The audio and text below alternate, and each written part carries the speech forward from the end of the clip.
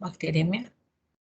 Hay que tener en cuenta también factores de base en el paciente, si es una persona inmunosuprimida, con desnutrición severa, una enfermedad crónica, el tipo de trauma. Recuerden que el lugar que más se afecta es la metáfisis de los huesos largos. Observen ustedes en esta gráfica cómo los traumatismos menores que generan hematomas podrían internamente llegar a ocasionar obstrucción vascular. A propósito, las bacterias se han logrado ingresar, entonces se van a ocultar o se van a sentar en ese hematoma. Se activa la respuesta inflamatoria y se generan abscesos medulares, por supuesto. Definitivamente, cuando hay afectación ósea y activación de la respuesta inflamatoria, puede generar abscesos periósteos y esos abscesos periósteos pueden llevar a edematizar la zona, por supuesto, y en algún momento dado, en el transcurso del proceso infeccioso, pueden llegar a fistulizar y drenar material necrótico hacia la piel.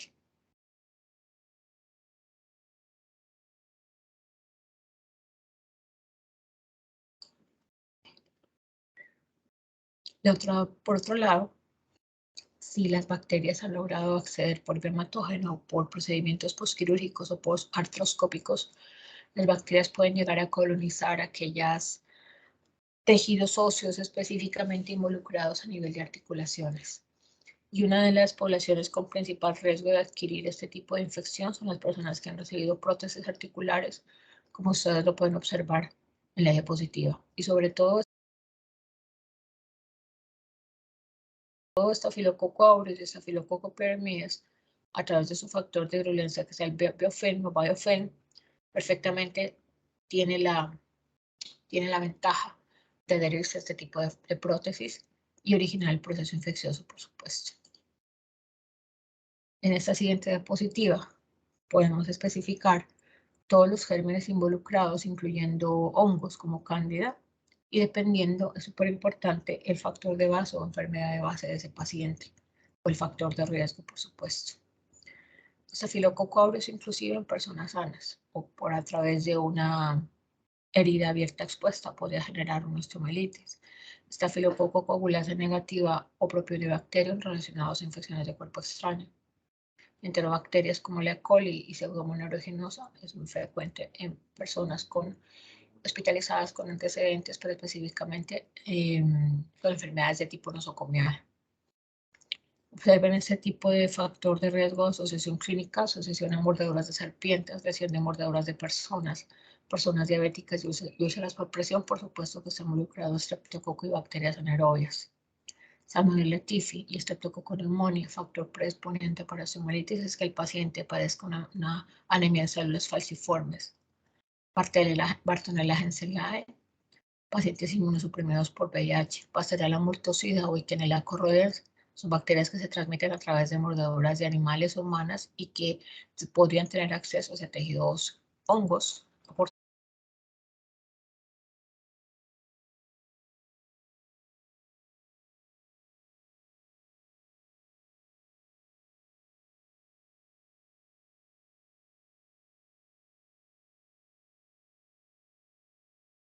Oportunistas del género Aspergillus, bacterias oportunistas, Mycobacterium avium complex, Candida albicans en pacientes inmunosuprimidos. Mycobacterium tuberculosis también causa una tuberculosis socioarticular, pero sobre todo en aquellas poblaciones donde la tuberculosis es prevalente. Brucella, Coxiella u otras especies de hongos, otros géneros de hongos, coccidios, histoplasma, etc., se limitan a ciertas zonas geográficas específicas.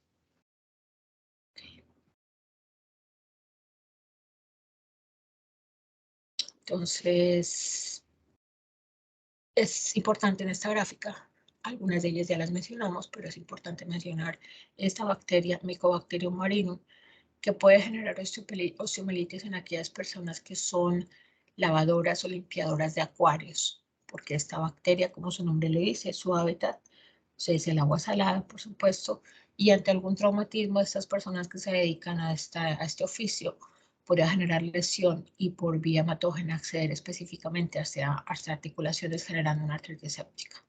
Virus involucrados,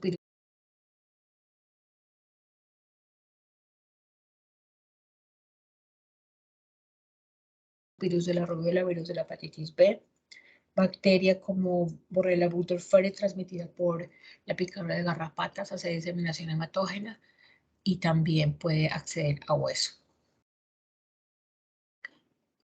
Observen ahora ustedes en esa positiva de acuerdo a las características epidemiológicas del paciente y sobre todo asociado a la vía de acceso de las bacterias para que generen una osteomielitis infecciosa. Ya les comentaba con anterioridad que varias de ellas, como Staphylococcus aureus, como Staphylococcus epidermidis y como Candida, tienen la propiedad de producir biofilm y por lo tanto tienen mayor factibilidad o accesibilidad a generar una osteomielitis infecciosa.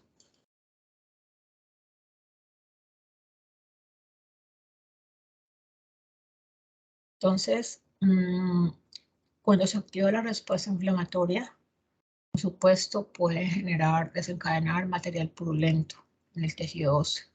La bacteria ya ha logrado acceder a invadir el tejido óseo, activando de esta manera la respuesta inflamatoria y consecuente formación de material purulento. Por supuesto que se pueden llegar a formar abscesos superiósteos sobre todo. Y esos abscesos tienden a fistulizar y drenar material purulento a través de la piel. Pero varias de las bacterias, como principalmente su vía de acceso por vía hematógena, por supuesto que pueden desencadenar septicemia. Por contigüidad o por diseminación linfática, de acuerdo a la zona afectada en una osteomielitis, podría desencadenar por cercanía o por contigüidad una artritis séptica, por supuesto. La diapositiva, aunque está un poco borroso el texto, pero sobre todo me interesa la gráfica nos representa de alguna manera la formación de material purulento en la zona donde la bacteria se está reproduciendo, generando abscesos periósteos o abscesos intraóseos. Y por qué no, todo ese material purulento puede fistulizar y drenar el material purulento, pues obviamente a través de la piel. Esta es una simple gráfica, pero definitivamente las pruebas imagenológicas lo van a poder corroborar, por supuesto.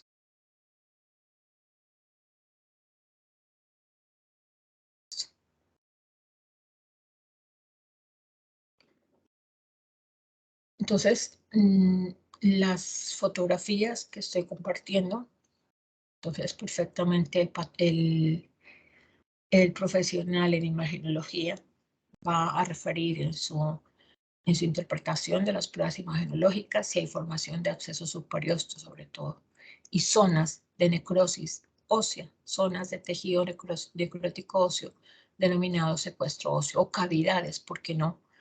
En el hueso, donde también se presente material purulento. Entonces el patólogo va a describir el informe de la prueba imagenológica, va a describir o va a aportar los siguientes conceptos si así los identifica. Un secuestro óseo representa un segmento de hueso necrótico que se separa del tejido vivo por un proceso de granulación. Secuestro óseo, en otras palabras, es un segmento óseo desprovisto de circulación y por lo tanto el tejido está necrótico. Puede estar en el interior del hueso, puede presentarse en el interior del hueso o en la superficie. En cambio, el término involucro denota la capa de hueso vivo que se ha formado sobre el hueso muerto. Definitivamente este tejido tiende a reparación. Las células nuevas tienden a reparar el tejido, formarse células nuevas a nivel de tejido óseo y eso se puede detectar en la imagenología y se denomina involucro.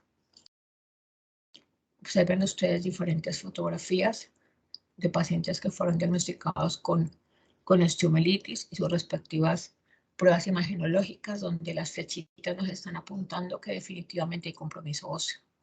Y por qué no, en esa zona localizada se va a presentar material purulento.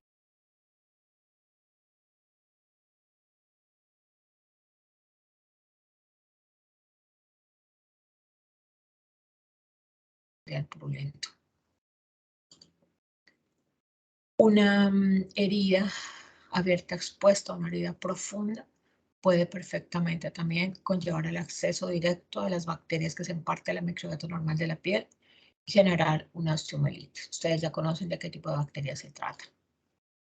O personas que fueron sometidas a trasplantes articulares.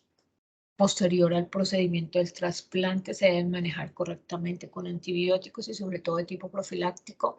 El paciente debe cumplir a cabalidad esa terapia postantibiótica posterior al procedimiento, porque existe la factibilidad y muy alta probabilidad de que bacterias que están en la piel de la microbiota normal puedan tener acceso y desencadenar una osteomelitis a partir de la prótesis articular.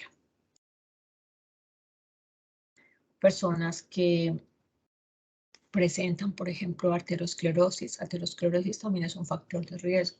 Ustedes saben que durante la arteriosclerosis los vasos sanguíneos se vuelven más angostos. Y en las personas diabéticas, por la neuropatía diabética, pues las áreas anatómicas de los óseas de los huesos de los pies de los pacientes diabéticos son las que más posiblemente van a verse afectados. Bueno, las bacterias, cuando llegan al tejido óseo, pues activan la respuesta inflamatoria porque en el tejido óseo se encuentran células de defensa que corresponden a los macrófagos óseos que se llaman osteoclastos y activan la respuesta inflamatoria liberando citoquinas inflamatorias y entre ellas quimiotaxis de polimorfonucleares, neutrófilos. Es una zona bastante vascularizada, el tejido óseo. Y por esa razón los leucocitos polimorfonucleares neutrófilos que son atraídos por las citoquinas quimiotácticas, por algunas citoquinas quimiotácticas que liberan los macrófagos en el tejido, entonces empiezan a cumplir su función de fagocitosis y se empiezan a acumular, por supuesto, generando el material purulento en la zona afectada. Adicionalmente se presenta trombosis séptica de los vasos sanguíneos. El tejido óseo presenta o pierde más bien irrigación sanguínea y esa es la consecuencia de que la zona afectada se convierta en una zona de tejido necrotizado. Y ustedes recuerdan que ese segmento óseo desprovisto de circulación sanguínea se denomina secuestro. Y que si llegan a formar cavidades en el tejido óseo que guardan en su interior el secuestro, se llama involucro. Y que el patólogo, el personal, el profesional en imagenología perfectamente lo detecta o lo interpreta en las pruebas imagenológicas que se hayan solicitado. Comparto en esta diapositiva fotografías reales de pacientes que fueron diagnosticados con osteomelitis. Pueden observar ustedes también la presencia de material purulento. Por supuesto, este es un proceso infeccioso que requiere de rápida atención y manejo quirúrgico, que conlleva exactamente a la remoción de todo el material necrótico involucrado o afectado en la zona, que se encuentra afectado en la zona. Bueno, una persona que padezca una infección en tejidos blandos, en piel y tejidos blandos, como puede observar en esta gráfica, y no se ha controlado adecuadamente la bacteria en ese caso, pues perfectamente puede llegar a acceder a hueso. Definitivamente, las bacterias tienen acceso, es por vía hematógena. Los huesos son áreas muy vascularizadas, los cuales le permiten un fácil acceso de las bacterias a este tejido. Pero la incubación es variable porque de ello depende también el agente infeccioso involucrado. Podemos deducir la sintomatología en un paciente con osteomelitis, obviamente dolor, calor, edema en la zona, dolor al roce, la presión. La persona que refiere a una osteomelitis infecciosa, pues tendrá limitación de sus movimientos, reducción paulatina del grado de movilidad, impotencia funcional, limitación de los movimientos y tendencia a la lesión, por supuesto que va a presentar fiebre y postración. ¿Listo? Fiebre, dolor en la zona afectada, debido a la formación de abscesos superiósteos o abscesos subcutáneos, que pueden llegar a fistulizar y se puede visualizar inclusive material purulento de la fístula. Es importante que ustedes tengan los siguientes aspectos, tengan en cuenta los siguientes aspectos para llegar a clasificar el tipo de osteomelitis que tiene su paciente. El tiempo de evolución, la localización anatómica, el tipo, la edad del paciente y la enfermedad de base predisponente, la vía de acceso a las bacterias, si es hematógena, si es por la vía de acceso contigua a un proceso infeccioso en piel y tejidos blandos, si la vía de acceso fue una herida, un procedimiento posterior, un procedimiento quirúrgico, etc. Son súper importantes todos esos datos para la clasificación exacta de esta patología.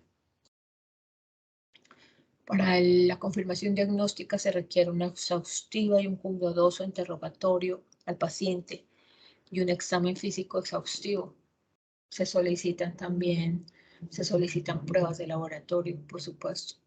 Se solicitan pruebas imunogenológicas y la osteomelitis infecciosa es una enfermedad que requiere hospitalización obligatoria para el paciente. Ante la sospecha clínica mínima de que el paciente esté iniciando una osteomelitis, pues se debe manejar con todo este protocolo, por supuesto. En esta siguiente diapositiva enumero todas las posibles ayudas diagnósticas a nivel de hemograma. Leucocitosis muy elevada, por supuesto que se va a solicitar hemocultivo para confirmar así el acceso de las bacterias por vía hematógena. Si hay posibilidad de recolectar material purulento del foco infeccioso, también es posible realizar frotis y cultivo del material purulento del foco infeccioso inicial, donde se originó la diseminación bacteriana. Las otras opciones de ayuda diagnóstica son secundarias y también facilitan el aislamiento e identificación del germen infeccioso. Entonces, primero las enumero y posteriormente las voy a especificar una por una. Obtención de muestra del paciente con aspiración con aguja o, por qué no, una biopsia ósea. ¿Listo? Y en tercera instancia, en esta lista, están pues las distintas opciones de pruebas imagenológicas, o unos rayos X, o una tomografía, o una resonancia magnética, o una gamografía ósea. ¿Listo? Una prueba que detecte que tenga mayor resolución, pues tendrá mayor especificidad o sensibilidad, por supuesto. Las pruebas imagenológicas, unos rayos X perfectamente permiten identificar el compromiso óseo. Si hay también compromiso y afectación de tejidos blandos, por supuesto. Entonces, el hemocultivo toma de muestras de sangre del paciente obtenidas de diferentes sitios anatómicos, por lo menos 3 muestras de sangre para hemocultivo. Aumenta la sensibilidad de la prueba con el fin de identificar la posible bacteria o por qué no también se puede realizar hemocultivo para hongos. La segunda opción es realizar o tomar muestra directamente del tejido óseo afectado. Se denomina obtención de muestra por punción aspiración y esa muestra va para cultivo, por supuesto. Esto también tiene una muy buena sensibilidad y especificidad. En tercera instancia, existe la disponibilidad de realizar una biopsia ósea, sobre todo cuando los anteriores pruebas no nos dan resultados contundentes, pero la sospecha clínica es alta, la sospecha imagenológica así lo refleja de que es una osteomelitis, pero las anteriores pruebas, un hemocultivo o una punción de aguja es negativa, pues en última instancia se debe tomar una muestra de biopsia ósea que va para patología, que va para el laboratorio de patología, y parte de esa muestra va para el laboratorio de microbiología para cultivo también. Este es el flujograma del protocolo a seguir ante un paciente con la alta sospecha clínica de una osteomelitis. Hay que tener en cuenta la clínica, hay que tener en cuenta la anamnesis en el paciente, las pruebas imagenológicas, por supuesto, y las muestras que se obtengan, ya sea sangre para hemocultivo, para hongos y para bacterias, ya sea secreción purulenta del foco infeccioso, por ejemplo el absceso, o ya sea las muestras de biopsia que también van para el laboratorio de microbiología y de patología, por supuesto. Entonces aquí tenemos los puntos claves en el manejo de este paciente, de los pacientes con sospecha de osteomelitis hematógena aguda, y todos los he mencionado, acompañando también marcadores de respuesta inflamatoria, de activación de respuesta inflamatoria, como son la proteína C reactiva y la velocidad de sedimentación. Nuevamente comparto imagenologías, rayos X, por ejemplo, en donde se comprueba que hay afectación del tejido óseo. Las flechitas así no lo están demostrando. El pronóstico es bueno si hay un tratamiento adecuado y oportuno, y de lo contrario, trae como consecuencias una osteomelitis crónica de larga evolución y de difícil tratamiento, un absceso óseo, una artritis séptica y, por qué no, un choque tóxico.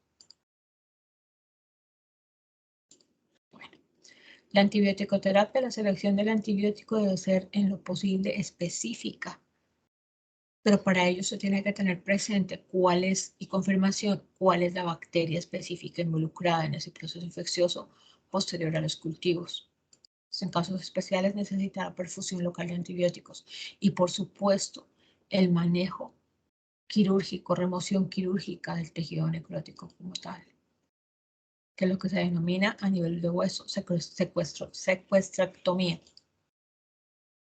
Entonces, el drenaje del material purulento, el tejido afectado, comprometido, el paciente se deja con sonda de drenaje con osteoclisis y posteriormente, después de todos sus procedimientos, inmovilización con fórmula de yeso. ¿Cuál es el objetivo del drenaje? Pues eliminar el tejido afectado, drenar los abscesos intraóseos, eliminar secuestros y obviamente limpiar y quitar todo ese material purulento. La selección del tratamiento antibiótico dependerá también del género y especie de bacteria involucrada. Observan ustedes en la lista, entonces depende si es una bacteria gram positiva o depende si es una bacteria gram negativa. Si las gram positivas, Staphylococcus aureus, hay que tener en cuenta si es sensible a la meticilina o definitivamente si es resistente. Si el causante es un estreptococo, perfectamente le funciona penicilina y cefalosporinas de primera generación. Si el agente etiológico es una Neisseria gonorrea, se debe cambiar la terapia completamente a ceftriaxona o ciprofloxacina. Por si las bacterias son gram negativas, bacilos gram negativos, entonces se maneja con cefalosporinas de tercera generación. Y si es una pseudomonas involucrada, por supuesto, con piperacilina más tazobactam y imipenem más gentamicina. Pero existe la posibilidad de que, sobre todo en esas úlceras de pie diabético, los causantes de osteomelitis correspondan a infección polimicrobiana. Por eso se debe manejar con antibióticos sinérgicos que le cubran tanto bacterias gram positivas como gram negativas. ¿Listo? Pero ese inicio de esa terapia antibiótica va después de haber tomado las muestras de sangre para cultivos o las muestras de material purulento para los cultivos. Va después de haber tomado las respectivas muestras. No iniciar tratamiento antibiótico sin antes haber tomado las muestras respectivas, porque no sería el objeto de estudio. Se puede prevenir las infecciones óseas, pues obviamente tratando oportunamente los focos infecciosos. Vacuna para las bacterias involucradas, no hay hasta el momento. Y el desarrollo de una osteomelitis con proximidad a una articulación obviamente puede generar una artritis infecciosa. Un sinónimo es artritis séptica, en donde las bacterias han logrado acceder al espacio intraarticular. Tiende a formar material purulento, a fistulizar. Y obviamente, sin tratamiento apropiado, efectivo, específico, pues destrucción total de la articulación. El paciente refiere dolor en la zona, edema, eritema, la zona está caliente. Las vías de acceso son exactamente las mismas anteriores que describí para osteomelitis.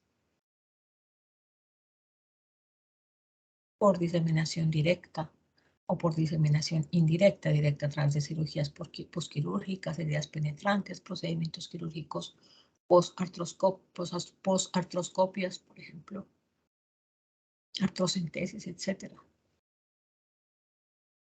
Las bacterias más frecuentemente involucradas, Staphylococcus aureus, Streptococcus, cualquier especie, bacilos gram negativos, Neisseria gonorrea.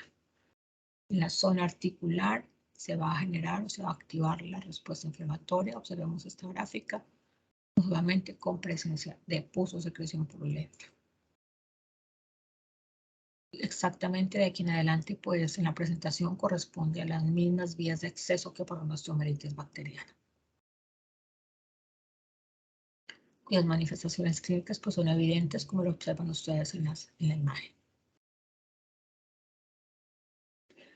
Ante la sospecha clínica de una artritis séptica, se debe obtener una muestra biológica para los respectivos análisis de laboratorio clínico bacteriológicos y, por supuesto, corresponde a la toma de muestra de secreción articular. Y, ¿por qué no?, del líquido sinovial también existe la posibilidad. Entonces, una artritis séptica también puede comportarse de forma aguda o forma crónica de acuerdo al tiempo de evolución del paciente. Pero cuando se analice el líquido articular o el aspirado de la articulación, ustedes pueden observar aquí la diferencia en la cantidad de leucocitos presentes, mayor a 10.000 en una artritis séptica aguda, mayor a 3.000 en una artritis séptica crónica. Listo, y el procedimiento a seguir, si es la debridación completa o solamente localizada, o si necesita un cambio completo de prótesis de ese paciente, y los posibles agentes bacterianos implicados. Una artritis crónica, sobre todo, predomina con frecuencia el hongo cándida y estafilococo coagulasa negativo. Una artritis séptica aguda, pues estafilococo aureus, meticilina insensible, meticilina resistente y bacterias gram negativas.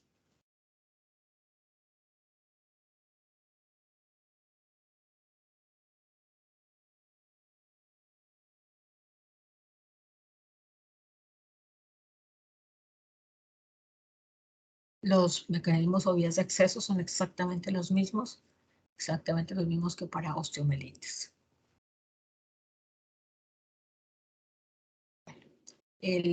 La respuesta inflamatoria que se activa a nivel de la articulación tiene como objetivo controlar la multiplicación de la bacteria. Pero es que ya hemos comentado como en ciertas situaciones, las citoquinas que liberan, proinflamatorias que liberan los macrófagos en excesiva cantidad o concentración pueden llegar indirectamente a lesionar el tejido articular concomitantemente. Y aquí tenemos una infografía donde nos resume los puntos importantes de artritis séptica. Por lo general involucra una sola articulación con las características clínicas de un proceso infeccioso. No olviden que hay que obtener una muestra de líquido sinovial y por ende allí va involucrada la secreción purulenta en la zona afectada. La bacteria principalmente involucrada es Staphylococcus aureus. Y no olviden que también están involucradas las otras bacterias, gram negativas, y de ello depende también la selección del tratamiento antibiótico. Por eso es súper importante la identificación de la bacteria correspondiente, para así seleccionar con mayor especificidad el tratamiento antibiótico específico.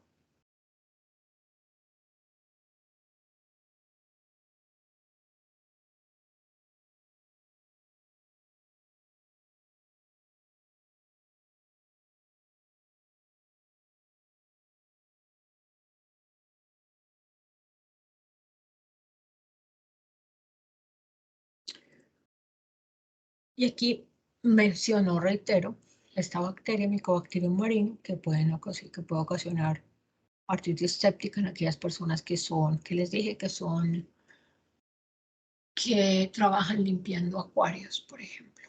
Neisseria gonorrea es otra bacteria que tiene sus fimbrias, es un diplococo gram negativo, y sus fimbrias, una vez han llegado por vía hematógena, y sus fimbrias tienen tropismo hacia tejido articular. Hemófilos influenza serotipo B, cuyo principal foco inicial o foco de infección inicial es de tipo respiratorio, pero no olviden que hemófilos influenza puede desencadenar diseminación hematógena. Salmonella typhi, por ejemplo, que es una de las bacterias que ocasiona gastroenteritis y ocasiona fiebre tifoidea, entonces por diseminación hematógena también puede alcanzar tejido óseo, por supuesto, y activar la respuesta inflamatoria. Entonces, no olviden los puntos clave para el diagnóstico de una artritis séptica a nivel de pruebas de laboratorio. Hemograma o leucocitosis con aumento de neutrófilos y callados. El análisis de líquido sinovial, específicamente establecí la comparación del número de leucocitos en la diapositiva anterior. Hemocultivos tienen menor especificidad para confirmación del agente etiológico, se prefiere el cultivo del líquido sinovial. Y aquí se aplica y se aporta el dato, el gramicultivo y antibiograma del líquido sinovial. Por supuesto que les va a aportar el dato exacto de la bacteria involucrada. Muchas gracias.